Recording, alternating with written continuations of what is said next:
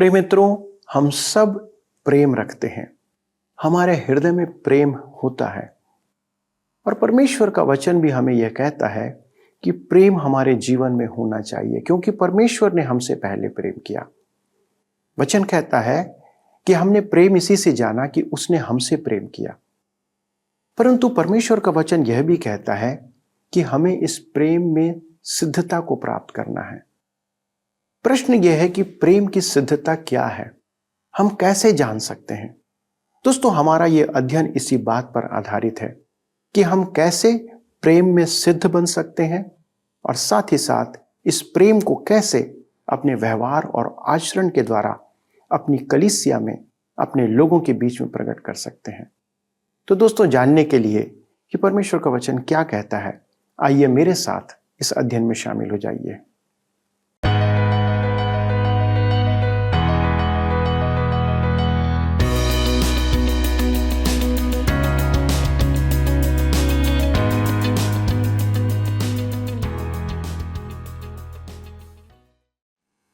प्रिय दर्शकों, आप सभी को मसीह यीशु में प्रेम भरा नमस्कार। आशा है कि आपका परिवार परमेश्वर के अनुग्रह में है और परमेश्वर का वचन आपके जीवन में अनेक आशीषों को ला रहा है। इस प्रसारण में निरंतर जुड़ने के लिए मैं आपको धन्यवाद देना चाहता हूं और आपके फ़ोन और SMS के लिए भी, क्योंकि इसके द्वारा हमें प्रोत्साहन मिलता है और हम जान पाते हैं कि आप में से कितने लोग हमारे साथ निरंतर जुड़ते हैं। सत्यवचन बाइबल अध्ययन की इस कड़ी में आपका एक बार फिर से स्वागत है, जिसमें हम थिस्सलुनीकियों की पत्री का अध्ययन कर रहे हैं।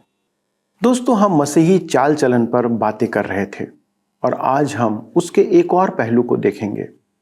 मसीही जीवन अकेले चलने का जीवन नहीं है। मसीही जीवन एक कलीसिया का जीवन है, जिसमें हम अनेक विश्वासियों के साथ अपना समय व्यतीत करते हैं। दोस्तों, याद रखें कि आपके परमेश्वर को जानने अर्थात विश्वास में आने के बाद मृत्यु के समय तक आप लोगों के साथ कलीसिया में रहते हैं, आप संसार में रहते हैं।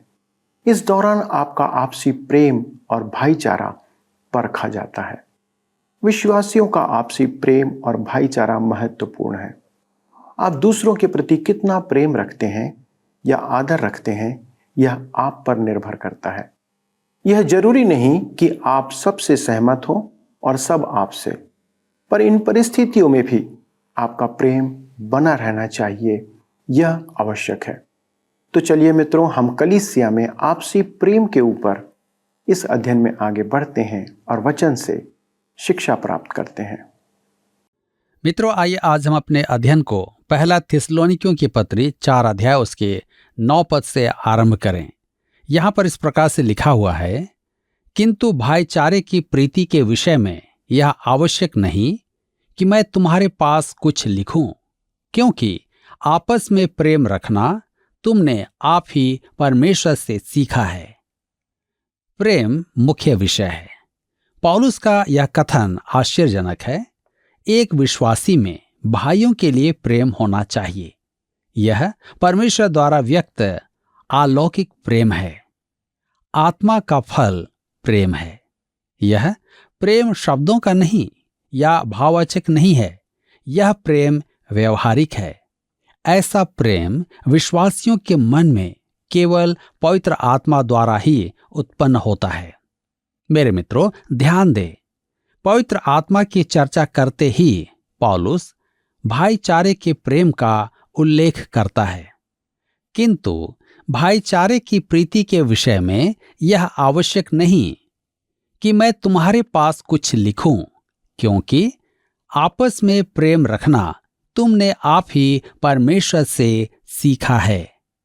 मेरा यह मानना है कि प्रेम परमेश्वर की संतान की पहचान का चिन्ह है। कॉलेज में मेरा साथी और मैं एक साथ लड़ते झगड़ते, विवाद करते और एक ही साथ घूमने जाते थे। एक दिन हम में झगड़ा हुआ। हमने कमरा तहस नहस कर दिया। उसने मुझे बातें सुनाना आरंभ कर दिया। उसकी बातें प्रशंसात्मक नहीं थी। मैंने भी उसे खरी खोटी सुना दी, जो उसकी सराहना में एक शब्द भी नहीं थी। उसी पल मेरे मन में एक विचार उभरा, तू परमेश्वर की संतान होने का सबसे बड़ा प्रमाण है। परमेश्वर की संतान का प्रमाण है कि वह अपने भाई से प्रेम करे। यूहन्ना इसी बात पर बल देता है और पहला थिस्सलुनीकियों में सिखाया गया है कि हमें अपने भाई से प्रेम करना है। चाहे तू सबसे अधिक घृणित एवं अप्रिय हो, मैं तुझसे प्रेम करता हूं। वह मुझे आश्चर्य से देखकर हंसने लगा। तू जानता है कि मैं तुझसे प्रेम करता हूं और तू मुझसे कहीं अधिक बुरा है। मेरे मित्रों, आज वह मेरे समान प्रचारक है और प्रभु की सेवा करता है। हमें कभी कभी एक दूसरे से भेंट करने का अवसर प्राप्त होता है। वह अब भी वैसा ही है, परंतु मैं उससे प्रेम करता हूं क्योंकि वह परमेश्वर की संतान है। मेरे विचार में वह भी मुझसे प्रेम करता है। यह एक प्रमाण है कि हम परमेश्वर की संतान हैं। पहला थिस्सलुनीकियों की पत्री 4 अध्याय उसके 10 पद में लिखा है, और सारे मकीदुनिया के सब भाइयों के साथ ऐसा करते हो, परंतु हे भाइयों, हम तुम्हें समझाते हैं कि और भी बढ़ते जाओ। भाई के लिए मन में प्रेम, उन्नति और विश्वास का क्षेत्र है। स्पष्ट कहूं, कुछ पवित्र जन देखने में सुंदर नहीं हैं। किसी ने कहा है, पवित्र जनों के साथ प्रेम में ऊपर वास करना वह तो महिमा है, परंतु यहां पवित्र जनों के साथ रहना एक अलग कहानी है। थिस्सलुनीके के विश्वासी आपस में प्रेम अवश्य रखते थे, परंतु उनका प्रेम पराकाष्ठा प्राप्त नहीं कर पाया था। वे प्रेम में सिद्ध नहीं थे। उनमें सुधार की अब भी आवश्यकता थी। वहां पवित्र जनों के मध्य व्यक्तित्व में टकराव था। ऐसे मनुष्यों के लिए उचित है कि वे अधिक साथ न रहें, एक दूसरे के कंधों पर हाथ रखकर न चलें। इसका अर्थ यह नहीं कि हम घृणा करें। हम उन्हें परमेश्वर की संतान होने के कारण प्रेम करें। मुझे एक प्रचारक की विधियां घृणित लगती हैं, परंतु मैं उससे प्रेम करता हूं। प्रभु यीशु की चर्चा करने में उसके तुल्य अन्य कोई नहीं, और इसी कारण मैं उससे प्रेम करता हूं। सच्ची परख भाईचारे का प्रेम है। यदि आप यह जानना चाहते हैं कि आप सच्चे विश्वासी हैं या नहीं, तो यही एक स्थान है। क्या आप अपने भाई से प्रेम करते हैं? आज आप इस पर अवश्य ही विचार करें। पहला थिस्सलुनीकियों की पत्री 4 अध्याय उसके 11 पद में लिखा है, और जैसी हमने तुम्हें आज्ञा दी वैसे ही चुपचाप रहने और अपना अपना काम काज करने और अपने अपने हाथों से कमाने का प्रयत्न करो। ध्यान दीजिए, लिखा है चुपचाप रहने। यह मसीही विश्वासियों के लिए एक अतिरोधक आज्ञा है। आज बोलने पर अनेक अध्ययन करवाए जाते हैं। प्रत्येक सेमिनरी में भाषण देना सिखाया जाता है। मेरे विचार में उनको चुप रहना सिखाने की भी कक्षाएं होनी चाहिए। बहुत से पवित्र जनों को ऐसे पाठ्यक्रम की आवश्यकता है। एक स्त्री अन्य भाषा बोलने की सभा में गई। उसके अगुए ने सोचा कि वह अन्य भाषा बोलने में रुचि रखती है। उसने पूछा, बहन, क्या आप अन्य भाषा बोलना चाहती हैं? उसने कहा, नहीं, मैं जितना बोलती हूं उससे 40 फुट कम होना चाहती हूं। हमें चुप रहने का अध्ययन भी करना चाहिए। यह एक आज्ञा है। तब आगे लिखा है, अपना काम काज करने। यह एक और अच्छी आज्ञा है।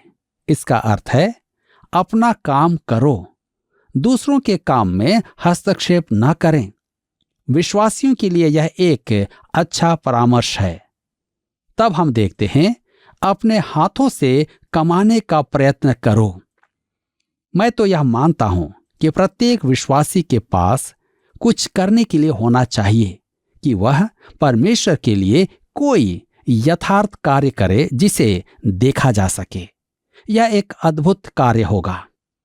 पहला थिस्सलुनीकियों की पत्री 4 अध्याय के 12 पद में आगे लिखा है, ताकि बाहर वालों से आदर प्राप्त करो और तुम्हें किसी वस्तु की घटी ना हो। ध्यान दीजिए, बाहर वालों से आदर प्राप्त करो। यह भी आज पवित्र जनों के लिए एक आवश्यक कार्य है। इससे आदर और प्रतिष्ठा प्राप्त होगी। हमारा आचरण मनुष्यों और परमेश्वर के समक्ष विश्वास योग्य होना चाहिए। मुझे अनेक संस्थाओं से पत्र प्राप्त होते हैं जो पैसा उगाही की कुछ ऐसी विधियां काम में लेते हैं जो मेरे लिए संदिग्ध हैं। कुछ संस्थाओं में लोग बुजुर्ग लोगों से संपर्क करके उनकी वसीयत संस्था के नाम करवाने का यत्न करते हैं। यह एक कारण है कि आपको बूढ़े होने से पूर्व अपनी वसीयत तैयार कर लेना चाहिए, क्योंकि कुछ बेउसूल मनुष्य हैं जो आपकी संपदा को हड़पने के लिए तैयार बैठे हैं। इसमें कोई दो राय नहीं है। परमेश्वर की संतान ऐसे काम नहीं कर सकती है, क्योंकि हमें बाहर वालों के समक्ष सत्यनिष्ठा का आचरण रखना है। इसका अर्थ है कि अविश्वासियों के साथ हमारा संपूर्ण व्यवहार ईमानदारी का होना चाहिए। यदि हम ईमानदारी का व्यवहार न करें तो परमेश्वर हमें दंड देगा। मेरे मित्रों, अब हम इस पत्री के एक ऐसे भाग में आ जाते हैं जिसे धर्मशास्त्र का सबसे महत्वपूर्ण भविष्यवाणी का अंश कहा गया है। इस अंश में कलीसिया के लिए प्रभु यीशु के निकट भविष्य में पुनः आगमन की शिक्षा है। इसका अर्थ यह नहीं कि वह तुरंत या शीघ्र आने वाला है। पौलुस ऐसी अभिव्यक्ति काम में नहीं लेता है। वह ऐसा कभी नहीं चाहता था कि विश्वासियों को यह भ्रम हो कि प्रभु यीशु उन्हीं के जीवन काल में या यदि वे मर जाएं तो शीघ्र ही आ जाएगा। आज यीशु की मृत्यु को लगभग 2024 वर्ष हो रहे हैं, परंतु जब हम कहते हैं कि वह शीघ्र आने वाला है तो हमारे कहने का अर्थ है कि उसका आगमन परमेश्वर के कार्यक्रम की अगली घटना है। मैं एक उदाहरण देकर इसे स्पष्ट करना चाहता हूं। जब आप हवाई जहाज से यात्रा करते हैं तब यान चालक कहता है, हम दिल्ली पहुंच चुके हैं। क्या सब यात्री अपना सामान उठाकर भागने लगते हैं? नहीं। उसके कहने का अर्थ है कि अगला स्टेशन आने वाला है, तैयार रहो, अधिक समय नहीं है। प्रभु यीशु के आने में और दिल्ली के आने में यह असमानता है कि दिल्ली कुछ मिनटों में आने वाला है, परंतु हम नहीं जानते कि मसीह का आना कब होगा। कुछ मिनट, कुछ दिन, कुछ सप्ताह, कुछ महीने, कुछ साल, कुछ 100 साल, परंतु मसीह यीशु आने वाला है। यह अगली घटना है। पौलुस स्पष्ट कहता है कि वह मसीह के शीघ्र आने में विश्वास करता है। इस अध्याय के पद 15 में वह कहता है, हम जो जीवित हैं और प्रभु के आने तक बचे रहेंगे, सोए हुओं से कभी आगे न बढ़ेंगे। मेरे प्रियो, पौलुस के विचार में प्रभु यीशु उसके जीवित रहते आ सकता था।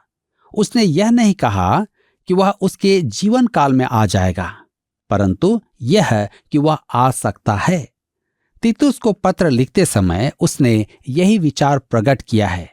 तीतुस की पत्री 2 अध्याय उसके 13 पद में लिखा है, उस धन्य आशा की अर्थात अपने महान परमेश्वर और उद्धारकर्ता यीशु मसीह की महिमा के प्रकट होने की बाट जोहते रहें।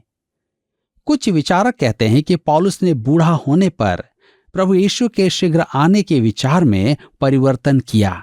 स्मरण रखें कि थिस्सलुनीके को लिखा पौलुस का पत्र सबसे पहला पत्र था। क्या पौलुस ने अपनी थियोलॉजी में परिवर्तन किया था? फिलिपी की कलीसिया को पत्र लिखते समय वह बूढ़ा हो चुका था और रोम के बंदी गृह में था। फिलिपियों की पत्री 3 अध्याय उसके 20 पद में वह कहता है, पर हमारा स्वदेश स्वर्ग पर है और हम एक उद्धारकर्ता प्रभु यीशु के वहां से आने की बाट जोह रहे हैं। पौलुस अपने जीवन के अंत में भी प्रभु के आगमन की प्रतीक्षा में था। दूसरे शब्दों में, प्रभु का आगमन निकट भविष्य में था। पौलुस ने कलीसिया के लिए मसीह के आगमन को कलीसिया का स्वर्ग में उठाया जाना कहा है। कुछ विचारकों का कहना है कि बाइबल में इसका उल्लेख कहीं नहीं है और यह वाक्य नए नियम का नहीं है। मैं कहता हूं कि यह है। इसी अध्याय के पद 17 में यह वाक्य है। लिखा है, तब हम जो जीवित और बचे रहेंगे उसके साथ बादलों पर उठा लिए जाएंगे कि हवा में प्रभु से मिलें। ध्यान दीजिए, उठा लिए जाएंगे। उठा लिए जाएंगे के यूनानी शब्द का अर्थ है झटपट लिए जाना या शीघ्रता से उठा लिया जाना। अर्थ जो भी हो, सच यही है कि विश्वासी बादलों पर उठा लिए जाएंगे कि हवा में प्रभु के साथ हो लें। कहने का अर्थ यह है कि कलीसिया का उठाया जाना किसी भी पल हो सकता है, क्योंकि यह परमेश्वर की योजना का अगला चरण है। मैं धर्मशास्त्र के इस काव्यांश के संबंध में एक आश्चर्यजनक बात कहना चाहता हूं। यहां ध्यान देने योग्य मुख्य बात कलीसिया का उठाया जाना नहीं है।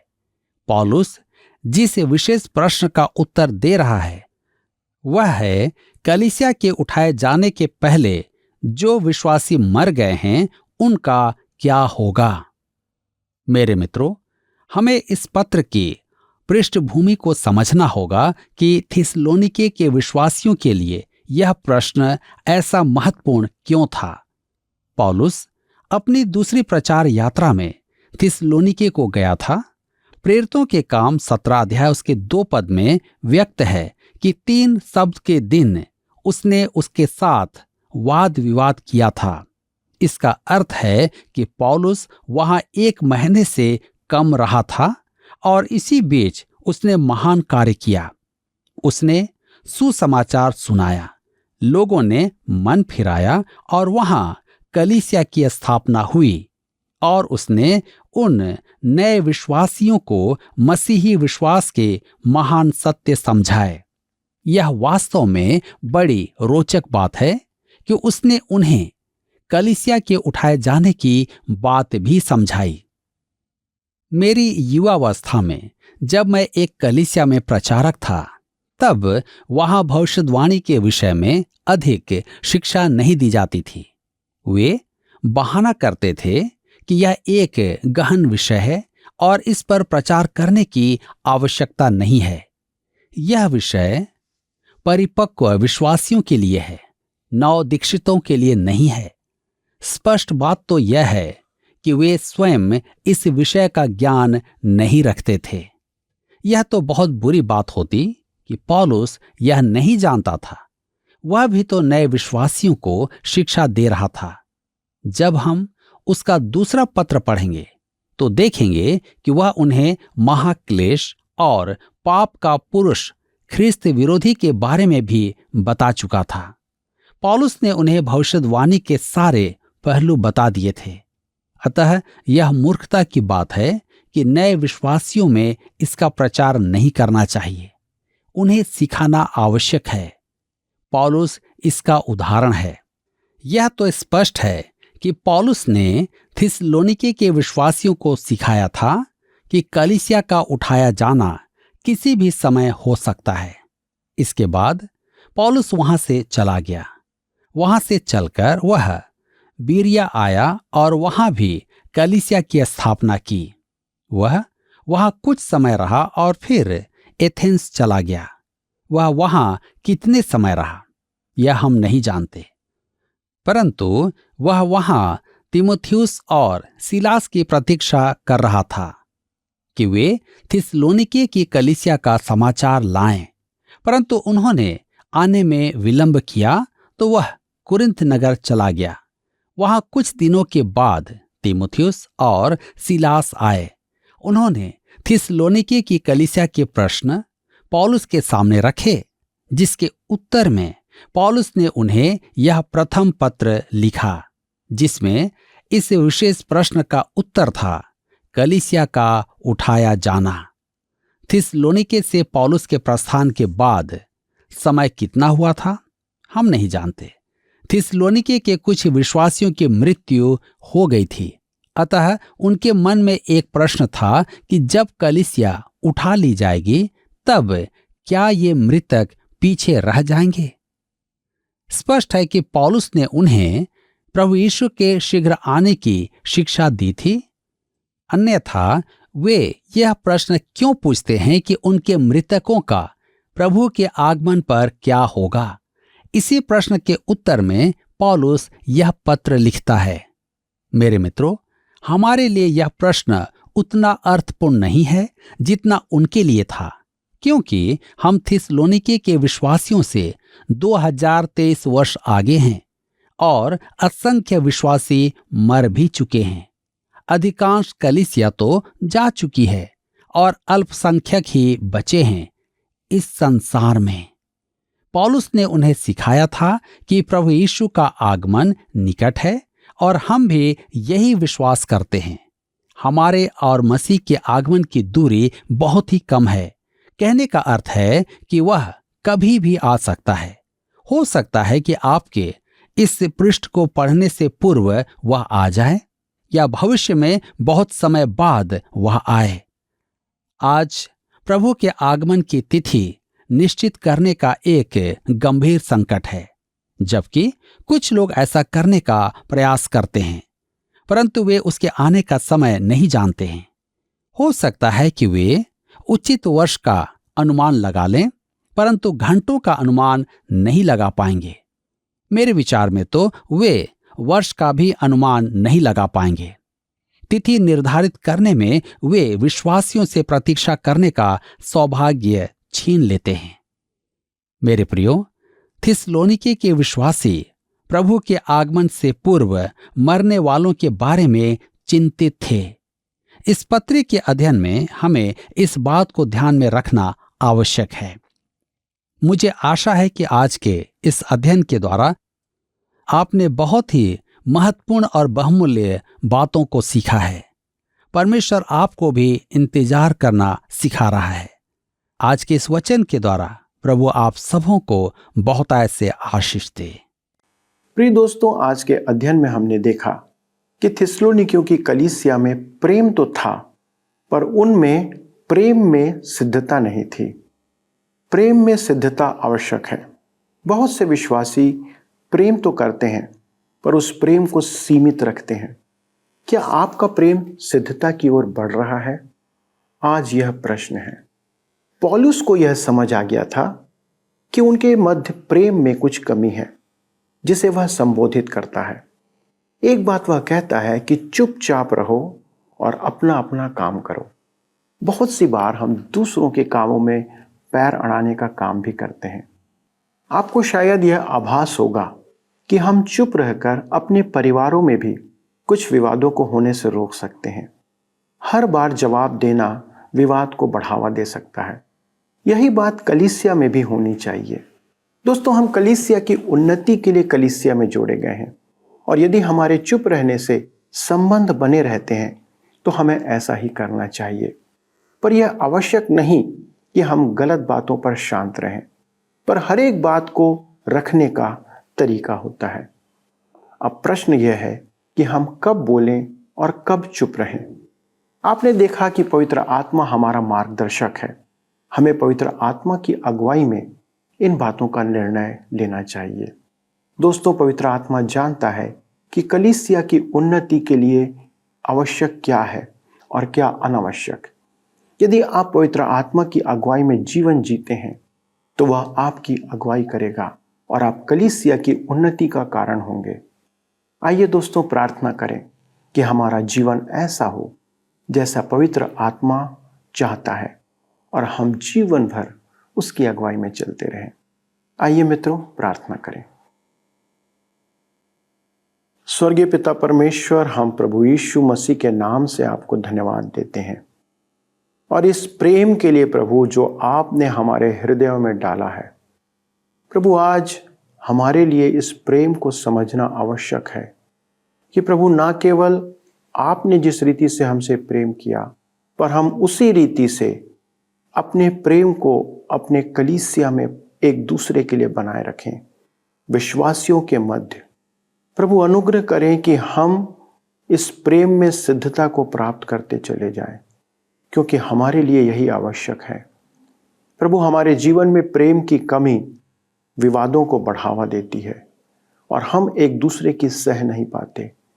प्रभु, हमारी सहायता करें, विशेष तौर पे इन सब कलीसियाओं के लिए जहां हमारे ये सारे दर्शक जुड़े हुए हैं।